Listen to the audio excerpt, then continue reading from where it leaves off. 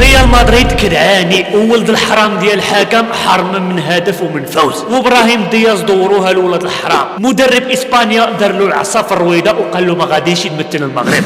في هذا الفيديو غادي نعرفوا كلشي بالتفصيل، غادي نعرفوا مال ريال مدريد، واش الحكم ظلم ريال مدريد ولا لا، وغادي نشوفوا واش المنافسه د الليغا رجعت ولا باقا، وغادي نشوفوا مستقبلا شكون اللي غادي يحكم الليغا، واش الريال ولا خيرونا ولا البارسا، وغادي نعرفوا مال المدرب ديال فونتي مع ابراهيم دياز، واش دار له العصا في الرويضه وما خاصوش يمثل المنتخب المغربي. كمل معايا الفيديو باش تفهم كلشي، وما تنساش دير واحد لايك لهذا الفيديو وواحد اشتراك وضغط على جرس التنبيهات باش يوصل لك كل جديد. وما تنساوش اخوتي تدوزوا عندي الانستغرام تعلقوا على هذه الفوطو، حيت اليوم غادي ندير سحب وغادي نعطي هديه واحد فيكم، حيت والله العظيم انا كنبغيكم. يلا كمل معايا الفيديو حتى الاخر، عندي واحد المفاجاه. انت هنا في حضره التاريخ، في حضره المجد، في حضره الالقاب، انت مع اكبر انديه العالم.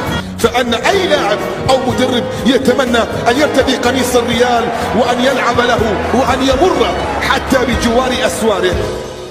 ريال مدريد او النادي الملكي او القلعه البيضاء تعتبر من اعظم النوادي عبر التاريخ، وعلاش ما نقولوش عليه الافضل في التاريخ، اللي عنده 14 ديال الشامبيونز ليغ، 14 تجمع الانديه ديال الانجليز كامله وما يساويوش الريال مدريد، وعنده 35 ليغا، 35 بطوله محليه اللي ما قدرش يديرها حتى شي نادي اخر. كاين البعض يقول لي الايام السيبال ايام فرانكو شحال هذه كانت الهبه، المدريد ديك 5 تشامبيونات الاوليه غير من تحت جيت نقول لك لا سيدي، انا دابا جيت نقول لك علاش ريال مدريد اكثر من نادي، حيت النادي عطى بزاف من كره القدم، وملي كندويو على كره القدم يعني كندويو على الريال مدريد، وبزاف ديال البرساويين والنوادي اخرين ما غاديش يحملوني على هذا الوصف، ولكن الحقيقه هي الحقيقه، ريال مدريد ماشي نادي عادي، ريال مدريد متحكم في الكره العالميه وحتى في الكوبات والجوائز. جائزه زامورا لافضل حارس في اسبانيا شكون اللي دارها؟ ريال مدريد.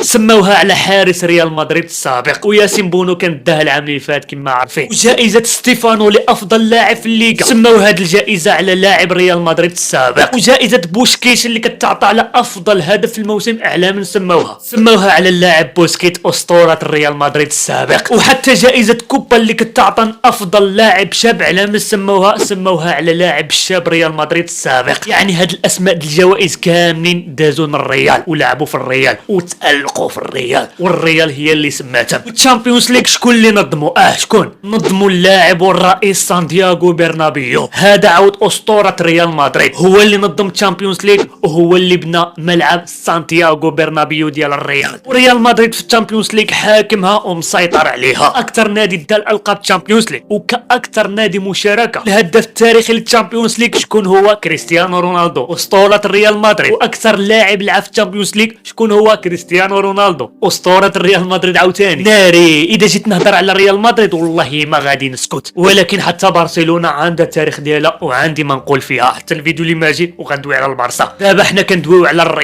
الريال اكثر نادي مشاركه في الشامبيونز ليغ واكثر نادي خساره في الشامبيونز ليغ عاوتاني. والنادي الوحيد اللي دا جائزه القرن كافضل نادي شكون هو؟ ريال مدريد. اول جائزه كديها ريال مدريد، واصلا هي اول جائزه كتعطى كل قرن كتعطى، يعني حتى نهايه القرن هذا غادي تعطى شي نادي اخر، لما تعطى بارسا الريال تشيلسي الله اعلم. المهم الريال داتا وبقى محكمه فيها. ودابا انت قول لي في التعليقات ريالي ولا بارساوي، قول لي هادشي في التعليقات. اذا كنت ريالي والله العظيم عندك الزهر، واذا كنت بارساوي فانت اوفى شخص في العالم، رغم كل الظروف تشجع 3 حروف بارسا. واذا كنت كتشجع البارسا في هذا الوقت وفي هذا الزمان والمكان فانك شخص وافي. بقى في الوفاء ديالي يا سيدي، حيت البارسا ماجي الجيل ديالها عاوتاني. المهم اجي ندوي على فضيحه التحكيميه ديال البارح. ريال مدريد البارح لعبت ضد فالنسيا، المباراه سالت بجوج نجوج، ولكن الرياليين كعاو في ديك اللحظه وقال لك انت كيفاش ظلمونا حنا ريال مدريد ويلعبوها علينا. الشوط الاول فالنسيا كانت متحكمه في المباراه، الهدف الاولي ديال هوكو جا في الدقيقه 28 والهدف الثاني ديال رومان جا في الدقيقه 30. يعني في الشوط الاولي كانت حاكمها فالنسيا، ولكن في الدقيقه الاخريه والثانيه الاخريه الشوط الاول فينيسيوس جونيور كيماركي هدف التقليص، وفي الشوط الثاني في الدقيقه 76 فينيسيوس جونيور عاوتاني كيماركي هدف التعادل. ولكن الاعجوبه اللي تسطينا صراحه في الدقيقه 95 بيلينغهام كيماركي هدف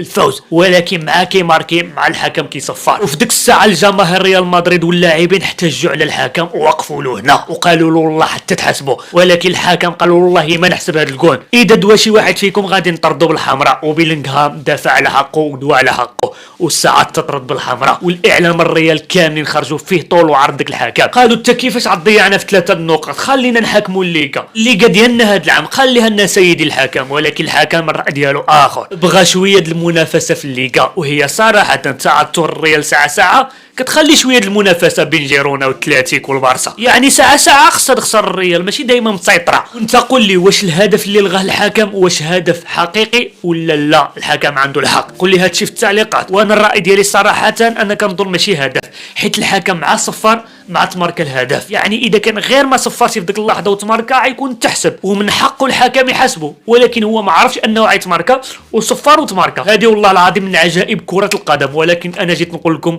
هذه ماشي فضيحه تحكيميه، هذه التحكيم عادي. والريال مدريد ملي تعادلات خاصها تحمد الله صراحه، حيت كانت عليه تخسر مع فالنسيا، لولا فينيسيوس جونيور لكانت الخساره مجه. يعني التعادل ساعه ماشي مشكل. ورغم التعادل والسقوط والنهوض ريال مدريد مازال متصدر الدوري ب 66 نقطه. واخا تفوز اليوم جيرونا، واخا تفوز برشلونه اليوم، ريال مدريد مازال متصدره. وجيرونا هي الثانيه ب 59 نقطه، واليوم عندها مباراه ضد مايوركا و100% غادي ربحها، وغتكون عندها 62 نقطه. يعني الفرق اخوتي ب4 نقاط. وبرشلونه اليوم عندها مباراه ضد اتلتيكو بلباو، وحاليا البارسا عندها 57 نقطه، واذا فازت على اتلتيك بلباو غتكون عندها 60 نقطه، والفرق 6 نقاط. يعني مازال كاين الفرق. برشاويين مازال كيطلبوا الريال تخسر شي مباريات باش ترجع المنافسه للليغا. صراحه حنا بغينا المنافسه باش ترجع الحلاوه كما كانت شحال هذه. المهم اخوتي خلينا من ليغا واجي قضيه ومسلسل ابراهيم دياز.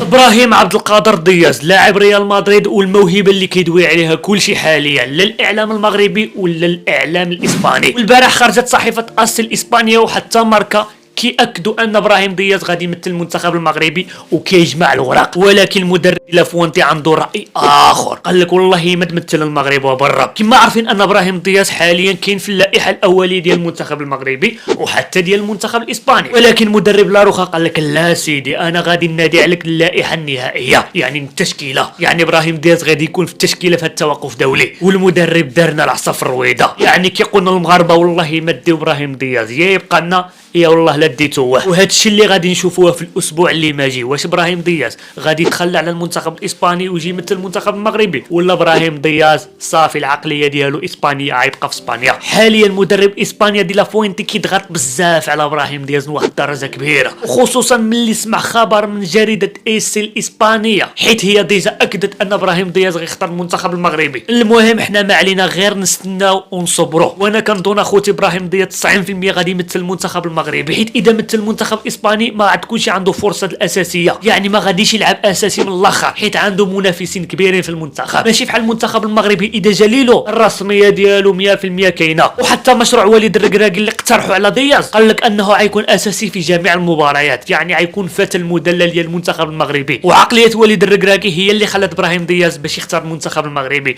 ونطلبوا لله يختار المنتخب المغربي. والناس اللي كيقولوا ان ابراهيم دياز مسيحي، سير ولدي سير، ابراهيم دياز مسلم ومجوج بمسلمه. قولوا مسلم غير متدين، يعني مسلم في الوراق والسالم، ما كيصلي ما كيصوم. وهاد رمضان غادي نعرفوا واش ابراهيم دياز غادي يصوم ولا لا. ثم لا دابا نتوما حكمتوا على ابراهيم دياز على هاد الفيديو في 2017 ملي كان مع المان سيتي، دار ديك الحركه ديال الصليب بحال ميسي ورونالدو. يقدر يكون غلط، يقدر يكون ما فهمش، يقدر يكون قلد ميسي ورونالدو حيت هو متاثر بميسي بزاف. المهم ما تحكموش على بنادم تقولوا عليه نصراني، حيت هاد الشيء ذنب كبير صراحه. وابراهيم دياز الاب ديالو مغربي مسلم حنيف، وحتى الجد ديالو تقاليد مغربيه، وحتى الام ديالو بعض التسريبات كتقول انها دخلت من دين الاسلام والله اعلم. المهم ابراهيم دياز 90% مسلم و10% يقدر يكون مسيحي، والحمد لله على دين الاسلام والسلام. المهم اخوتي في هذا الفيديو عرفنا كل شيء، قضيه ابراهيم دياز مع المنتخب المغربي، وعرفنا تنافس الليغا بين البارسا والجيرونا والريال، واش هدف الريال حقيقي ولا ظلم. اذا كملتي الفيديو حتى الاخر فانك متابع وافي،